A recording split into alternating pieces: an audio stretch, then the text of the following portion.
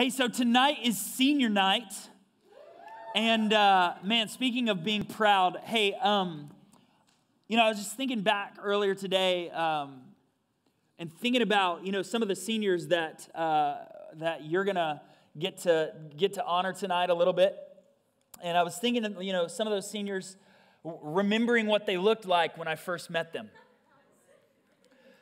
and they were smaller. And it has been so cool for me. It's been a huge privilege to be able to be a part of what God is doing here at Mosaic Church, that I have the privilege of being the youth pastor at Mosaic and being able to lead Mosaic Students, that I've been able to see a group of young men and women grow into men and women who love and follow Jesus. Man, that is a huge privilege. And I know that much of what is going well in your lives is due to great homes and parents and families that you're a part of. But I'm honored and seriously #blessed to be able to play a small role in your lives. Every one of you that's in here tonight, if you're a 7th grader, 8th, 9th, 10th, 11th, 12th, if you are a young person, man, I count it a distinct honor and a privilege to be able to invest in your lives each week. We kind of have a phrase, the adult leaders around here, that we talk about saying yes to the next generation because we love you guys and we believe in you. We believe in God's call on your life to do amazing things for His kingdom. And so we're going to do everything that we can do to invest in your lives as long as you'll give us the opportunity to do that. So tonight is senior night. It's a little bit bittersweet. It's bitter in the sense that we're recognizing the closing of a chapter. But it's sweet in the sense that we are recognizing the incredible chapter that God has written and the unfolding new chapter that is coming up. And we're excited to see God work in your lives. So I've asked tonight, I was thinking, hey, what would be a great way to honor our seniors this year? Something a little different than we've done in the past. And a way that would honor our seniors, but also be valuable to those of you guys who are not yet graduated from high school, to those of you guys who are still in junior high and still in high school and are going to have more years and more opportunity to allow God to continue to develop you into the young men and women that He is developing you into. So we thought maybe it would be an incredible opportunity to ask some seniors who have just graduated. So they're no longer seniors, they're actually high school graduates. Yeah. So we should call this high school graduate night instead of senior night, right? But the high school graduates, man, that is such an awesome accomplishment. And we're excited to see what God does in the next chapter. But check this out. We have asked the recent seniors, the high school graduates, we've asked several of those to come and share with you some things that they've learned, some things that God has taught them, some things that they would want to encourage you guys with as you step into your next year, as you step into your next season of life, and as they move into a new chapter of their lives, what would they share with you and impart with you? So I've asked 4 seniors to come, graduated seniors, high school graduates, to come and share with you guys tonight, just for a few minutes each, on some things that they would encourage you to do. So here's what I'm going to ask of you guys. I'm going to ask of you that you would focus up, that you would pay attention, that you would not be a distraction to one another, that you would not be a distraction to the people who are sharing, because I've done this once or twice, and if you guys are shenanigans on the side or on the other side, and I can tell some shenanigans is going on, I can usually continue. It won't distract me usually. But these guys, man, it would be really, really important for you to just focus in so that they're not distracted as they seek to share with you guys some wisdom and some love and some things that God has put on their heart for you guys. And I think it's going to be a pretty cool night. So do we have a deal? Are you guys good with that? You can focus in? All right, very cool. So we got 4 seniors, high school graduates tonight that I'm excited to introduce you. The first one, let's give a warm welcome to Mr. Joshua Testerman. Joshua, come on up. Hey, Caleb, is he using Drew's mic? Yeah, okay. Joshua, welcome, brother. Hey, let me get you this mic, and we'll make sure it's on. Check. Oh, yeah, he's got his Bible. Josh. Thank you very much. Take it away. Take it away, brother. Sweet. For those of you who don't know me yet, my name's Joshua Testerman. I've been coming to Mosaic Students now for probably a year, so not very long, but in the short time that I have been here, my life has been impacted so much. So I have a few things that I want to share with you guys about what I've learned from my time here and throughout my life and my time in high school. So Cool. yeah. So when I first came to Mosaic Students, I wasn't in a good place with God. I was struggling with the idea that He is a good God and that He had my best interest in mind and the best interests of all of us in mind. And it was something that was a constant turmoil inside of me. Like, it was constantly battling, like a battle between good and evil, I guess you could say, in my mind. And it was really hard to deal with. And I started coming to Mosaic Students because of some friends and family that were coming, and I thought I might as well try it out. And I had been raised in a Christian household all my life, but I never really developed that deep connection with God and that personal relationship with God that I saw so many others around me that they had. And so I started coming here, and what I noticed right away was the leaders and how much love they carried around for each other and for each one of you students. There was so much love in them, and it was constantly overflowing in everything that they did. And I watched them, as I'm sure a lot of you do, like, you watch them and you see this. And if you haven't, if you've just kind of been doing your own thing, you should really try this. Watch the leaders, and you'll see the love of Jesus pouring out from them. And it's really amazing, the light that they share with other people. And it was probably a couple months in that started really pulling me in towards what does it really mean to have a relationship with God. And so yeah, that's kind of where I was at that time. And my small group leaders kept pouring into all of us that were there, and I started feeling like I was part of a family. And that's so cool because in God's kingdom, we all are family. We're brothers and sisters together. And so I kept watching them, I kept learning from them, and I kept drawing closer to them, and through that, drawing closer to God. And it pulled me out of a really dark time in my life, and I'm so happy for all the leaders, and I want to thank you leaders here. Like, each one of you, you've played a huge role in where I am now, and without you, I would not be in a good place. Like, it's just amazing what you've done in my life. So, kind of along with that, there was a bit I wanted to share for you students, and a bit of advice is that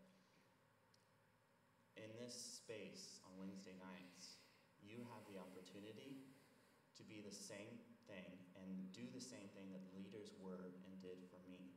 And that's be the light and be the love to the other students around you.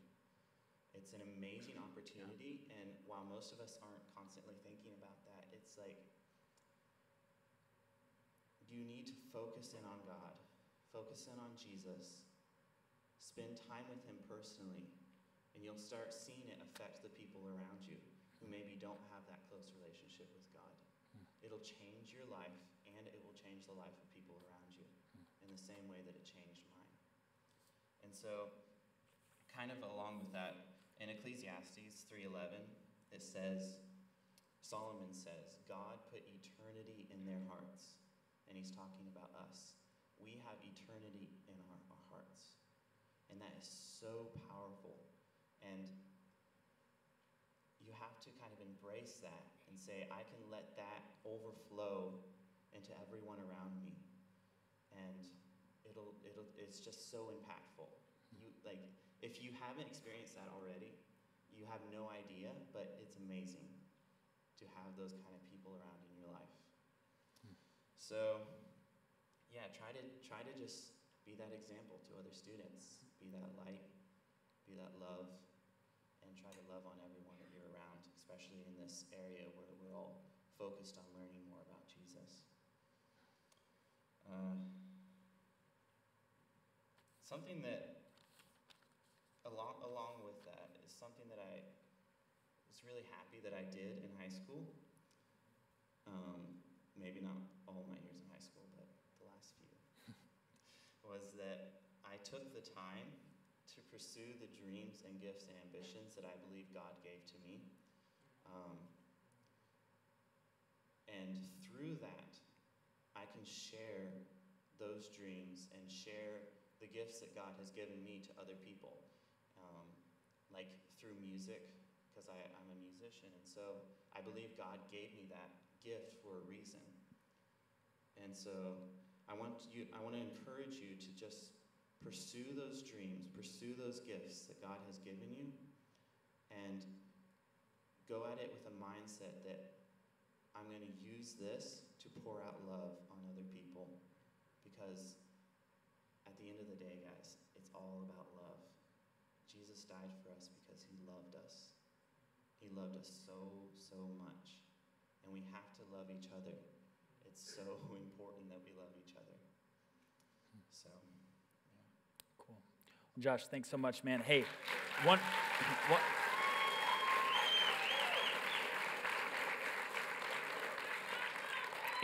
real quick before you get off the stage, just one quick question, just kind of a follow-up.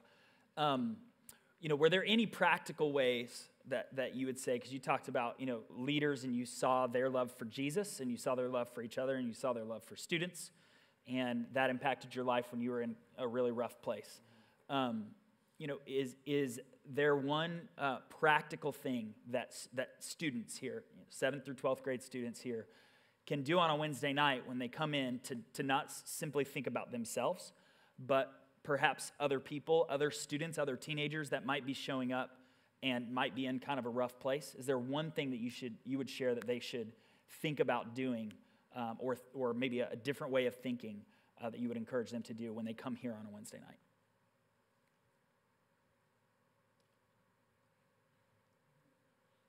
I'm going to say the first thing that popped into my mind was hugs. I know this sounds silly. Free hugs. Hugs, but not so creepy hugs, right? Powerful. Okay. There's such an amazing way of expressing your love, and if it's creepy or awkward, just back off. Don't do it. But if you see an opportunity if you see someone who's hurting, or someone who looks like they need a friend nearby, even if you don't know that person, you come up, you say, "Hey, my name is Joshua, and I felt like I needed to give you a hug, or say that God loves you," or, it's not in a weird way. You sure you're not talking about the cute girl that you just met? You're like, okay, "My name's Joshua, and I feel like you need a hug." That's not what we're talking about here. No, it's a different kind of hug. Okay, I just want to make sure. You can always just do the side hug. There you go, Christian side hug. Hey, well, dude, let's give Joshua a hand. Thank you so much. And you know what? Hey, right here. Love you too, man. Excited for you. All right, I'll take that. Awesome. Well, next up, thank you so much for sharing with us, man. We got the one and only Hadley Vanderett. Hadley, come on up here.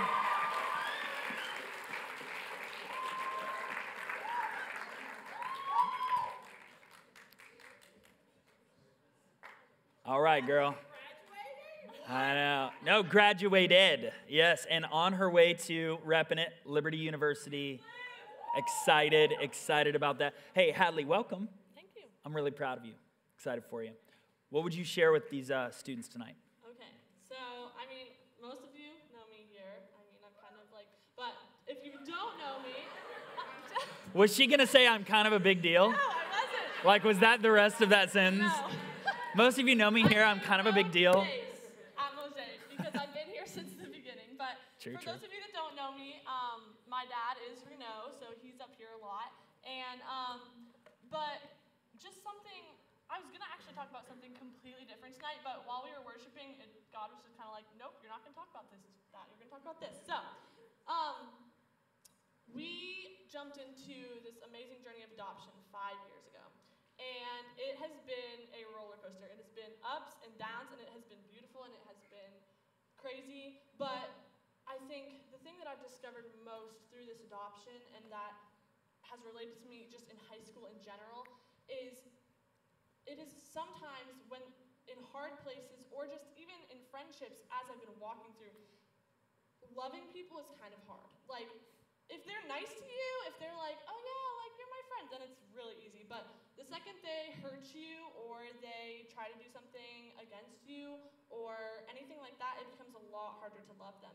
And I think something that God has been teaching me and pushing me towards through these last 5 years, through these 4 years in high school, is how great His love is. Because my love, like, I fail all the time with my family, with my friends, with everybody. Like, my love fails. But God's love, no matter what I do, like, I'm so much worse than, like, anything. Like, we are all sinners, like, so badly. But God loves us so, so, so, so much. And because of that, like, we do not deserve God. We do not deserve Him to come down and love us. And that's something that I've really been blown away with in these past 4 years, is how much we don't deserve God's love. But at the same time, how much God loves us, that He gives us the freedom and the opportunity to love Him. And in these past 4 years of high school, it has been crazy. Like, things are busy, and school overtakes your life, especially in senior year. Like, school is so hard, and it is not fun. And it becomes so easy to get lost in that and just go through the motions, and every day go to school and be dead tired when you get home, and then on the weekend sleep as much as you can. And it's so easy to just let God get pushed to the side, and I've done it so many times in my own life where God just gets pushed to the side, and then I revisit Him on Sundays and Wednesdays. But I think something that I want to encourage you guys in today is, through high school, through all of the craziness and the family and the friends and the drama and the school, to pursue God, because He, at the end of the day, is all you have. Like, when your friends fail you, even when your family fails you, like, God will never fail you. God always has your back. God will never turn on you. God has a perfect plan for you.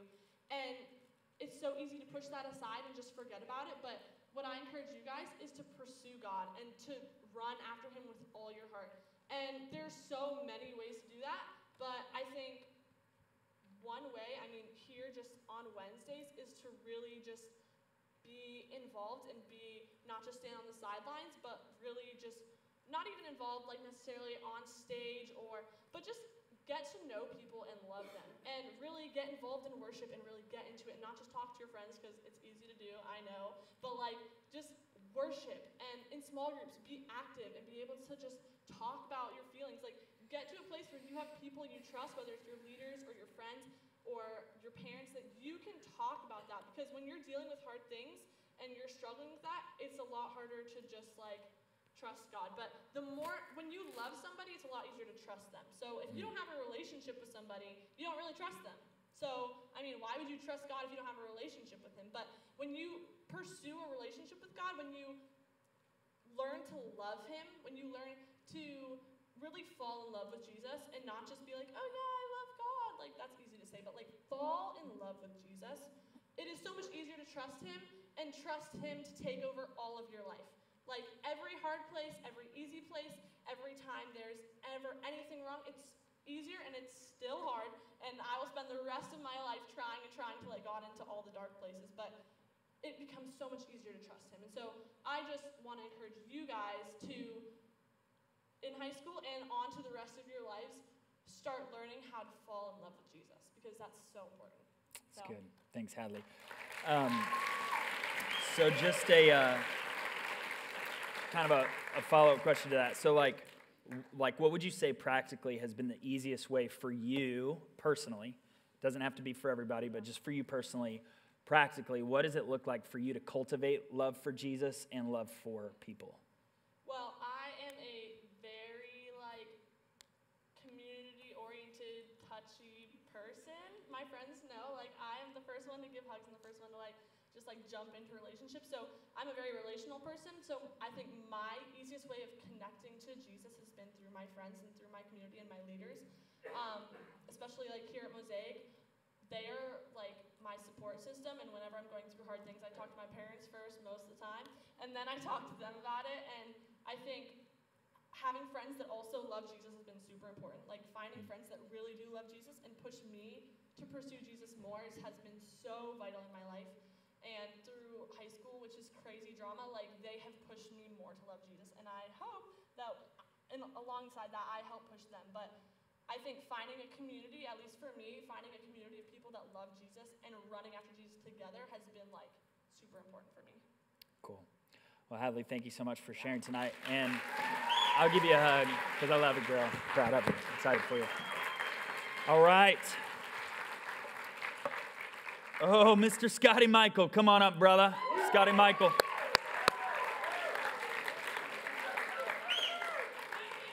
Come on up.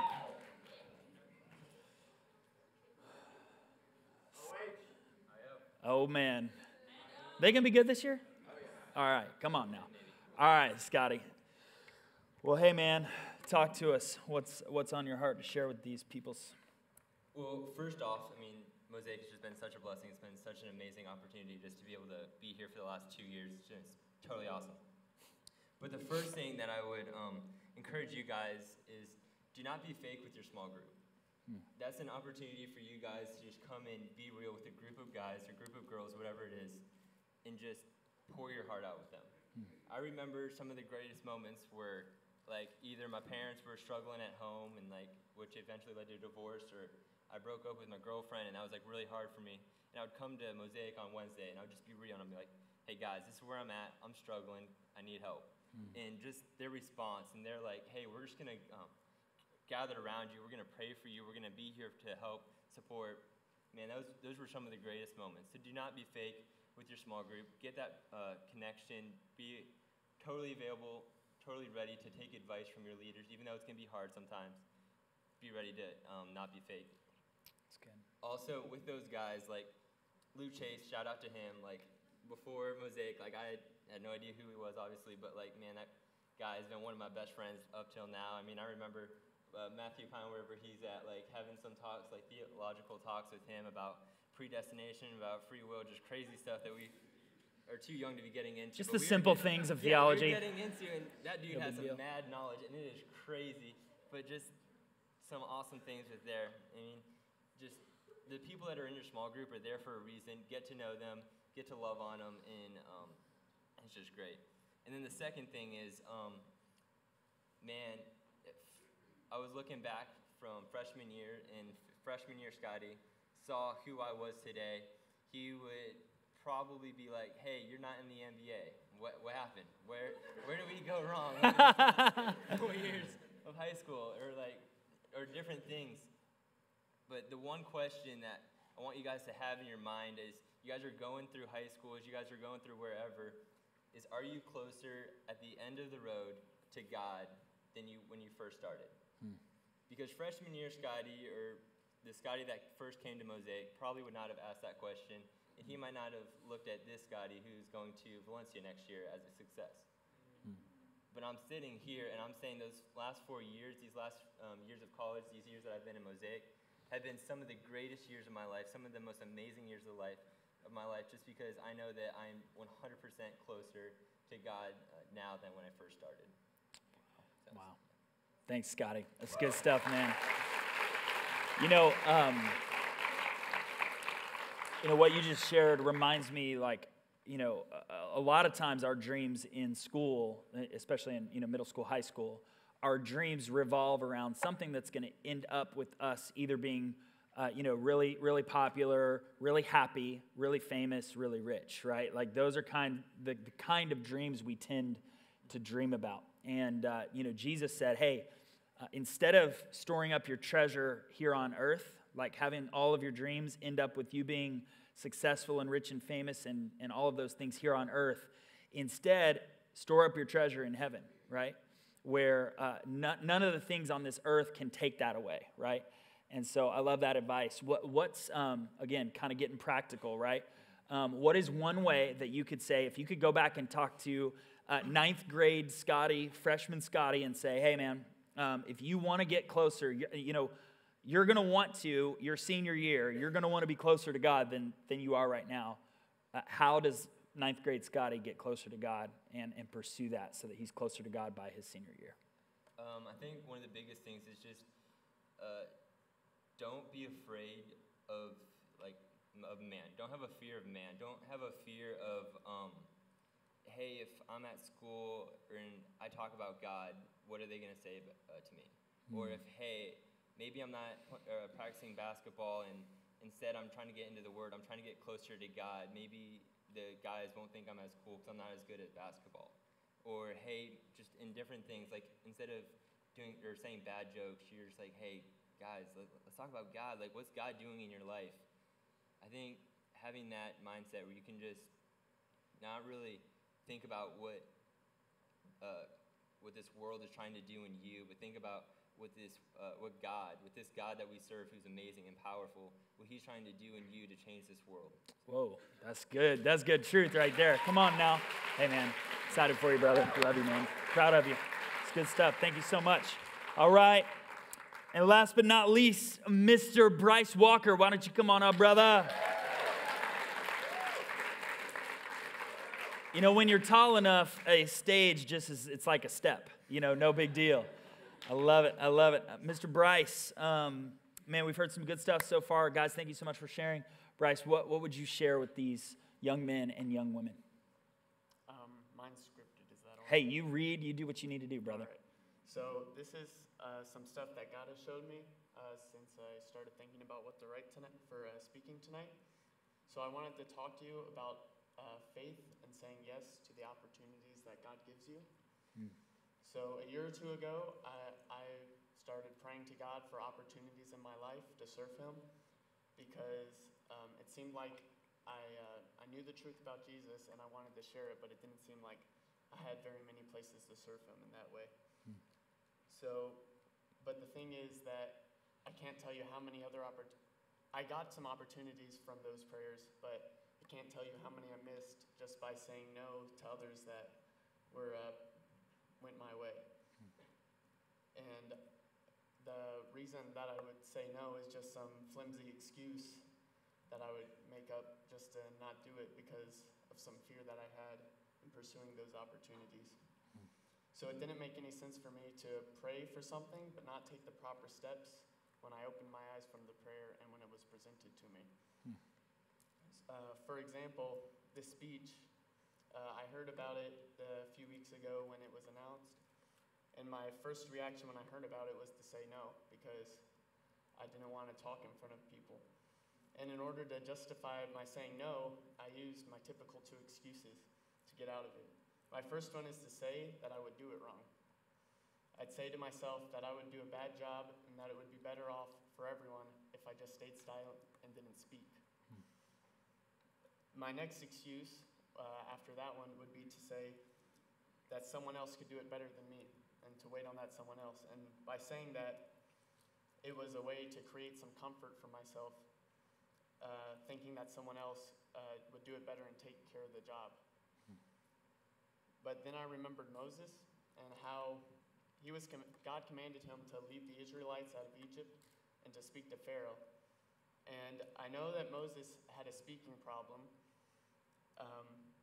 and I went to look for that verse to try to compare it to my situation, and I found so much more to compare it to my scenario.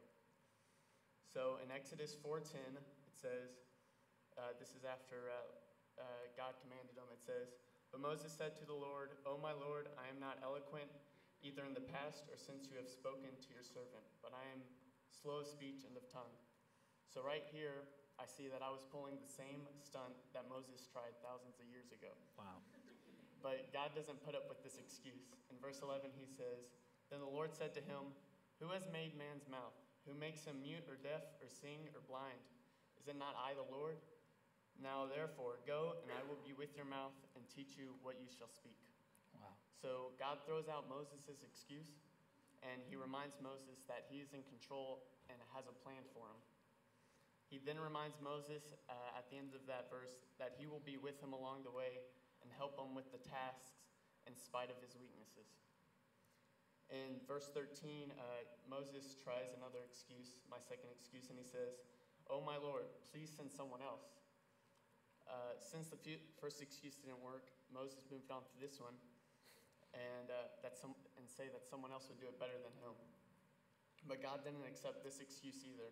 Verse 14, "Then the anger of the Lord was kindled against Moses, and he said, 'Is there not Aaron, your brother, the Levite?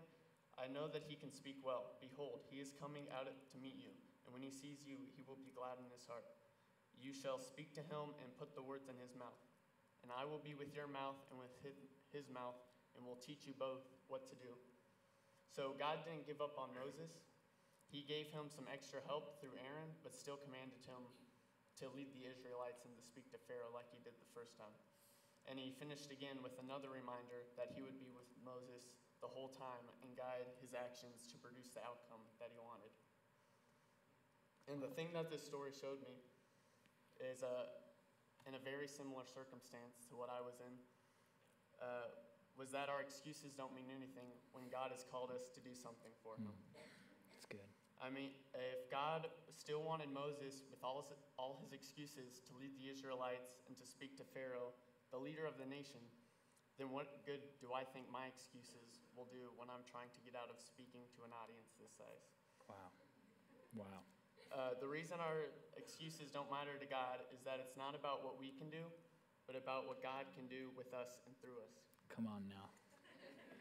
This is good preaching, you guys. I'm just saying, wow. Where's that handkerchief when you need one? You know, it's like, Anyway, all right, back to it, Bryce. As humans, we use human reasoning to determine whether something is worth doing or not. And once we conclude that something is not worth doing, we form a human excuse in order to get out of doing it. We have a very limited view of the world, so when God asks us to do something, we try to tell him that it can't be done. Yeah. That's what both Moses and I tried to do. But there are some verses that show us how wrong we are. This is Isaiah 55, 8 and 9, and this is God speaking. "For my thoughts are not your thoughts, neither are your ways my ways, declares the Lord. For as the heavens are higher than the earth, so are my ways higher than your ways, and my thoughts than your thoughts." This verse discredits our human reasoning in light of God's reasoning. It shows that he has plans that we never considered. And another verse is Luke 1:37, "For nothing will be impossible with God."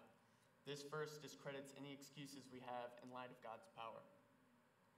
What I wanted to make clear to you tonight is that when God calls you to action, he knows what he's doing. And no amount of human reasoning or excuses will ever prove him wrong. So there is no use in trying. When God is guiding your actions, there is no way of knowing the full impact that your actions will have. And the only way you will find out is to give in to his control and give him control of your life and have faith in his plan for you and have faith that he will use you to impact those around you. Wow.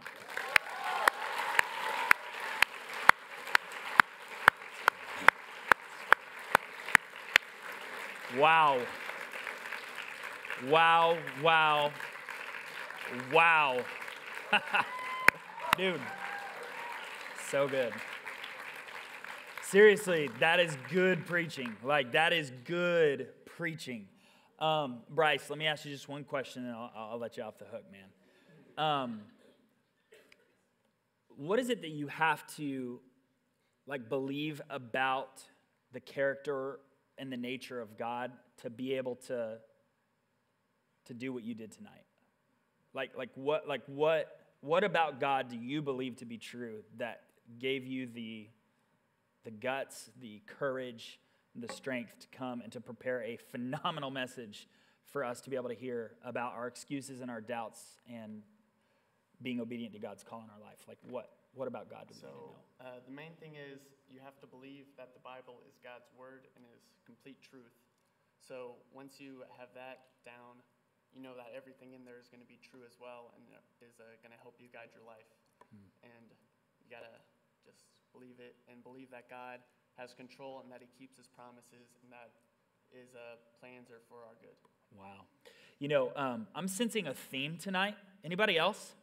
Like, is anybody else picking up on like what God has done? Earlier at 4 o'clock, we have a leader, kind of a staff leaders meeting at 4 o'clock as we just kind of prepare for the night because we got a bunch of you crazy teenagers showing up. And who knows what y'all can do, right? So we get together and we pray together and we walk through what the night's going to look like. And I asked Garrett to pray for us. And Garrett just prayed. He's like, God, you know exactly what you want to do tonight. So I pray that you would do that tonight. And he prayed some other awesome stuff. And we said amen. And we walked into our day and we started planning. And these 4 seniors, none of them talked to each other, to my knowledge, about their messages. Garrett didn't talk to any of those seniors, right? And here, all night long, here's what we've been hearing. That the character and the nature of God is trustworthy. That he is good. And that we can believe in him, we can trust in him, we can put our hope in him, we can follow after him. And if we do, he will do great things in and through our lives. I mean, have you heard that theme throughout this night? So let's give God some glory for what he's done tonight. And I